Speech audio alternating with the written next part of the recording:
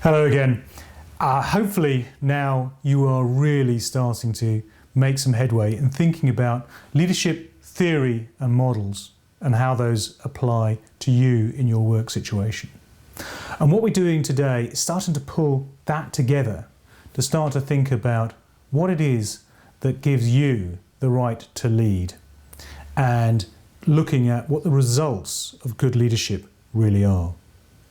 So what we've covered to date is that leadership is about having the right qualities, skills, behaviours and values, and that to all of those, to some extent, will be intrinsic, but all of those can be learnt and developed. And hopefully you are now thinking of some ways in which you can develop those in yourself. And if you've got those and you've got them right, then you're able to lead your team, to delegate to your team, to motivate your team, to connect the strategic, the operational and the tactical. You're able to analyse, decide and deliver. And you're able to, at the end of the day, inspire and motivate your team to do greater things for you, the leader, but for ultimately for your business, so that all of you, as individuals and as a team, can be really successful. Now, leadership is about those skills, behaviours and qualities. But it's also about character and integrity. And these may sound old-fashioned, but there is always underlying everything, an element of, is that person truly who they say they are? Is there an integrity about them? Are they thinking and living and acting all their thoughts in alignment? Are they a whole trustworthy person? And as human beings, we tend to innately feel that about others. And sometimes you just say, there's just something about that person I don't trust. And if your team are thinking that, then whatever you do in terms of everything we've talked about so far can be undermined. So you must be somebody who has absolute integrity. You think and you say and you act in alignment.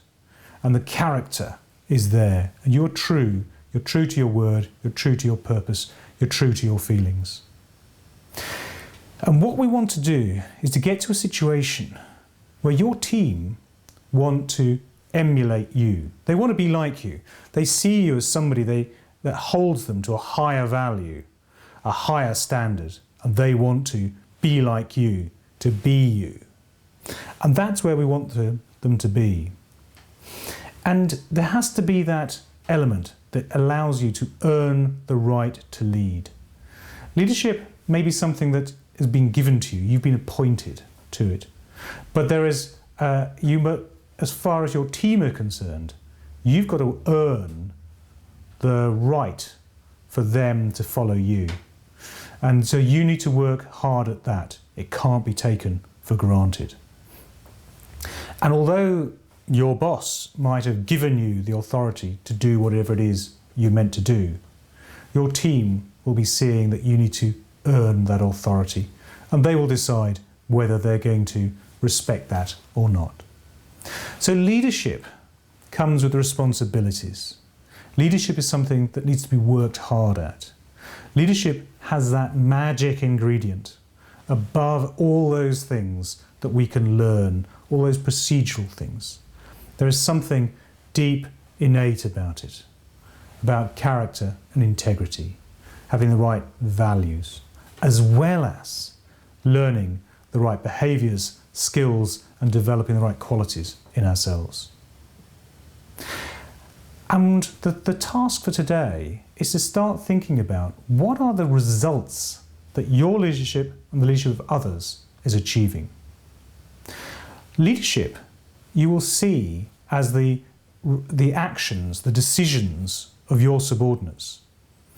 Now maybe you will be able to see that clearly, but look around at everybody else. See what's going on and see how actions are a result of leadership behaviours. And remember that leadership is seen not just in your team. Leadership is seen in the responses of customers, suppliers, your staff, but other stakeholders within the business. Think about how they're acting and reacting to the leadership of you and your colleagues. And remember that leadership can be measured in the short, medium and long term. And ask yourself, are the things that I'm doing now as a leader, are they all for the short-term gain, or is some of it, and hopefully a good part of it, for the medium and long term? So have a reflection on what you see in terms of results being achieved by you and your colleagues, and think about where that good or bad results are coming from and the decisions and actions of leaders.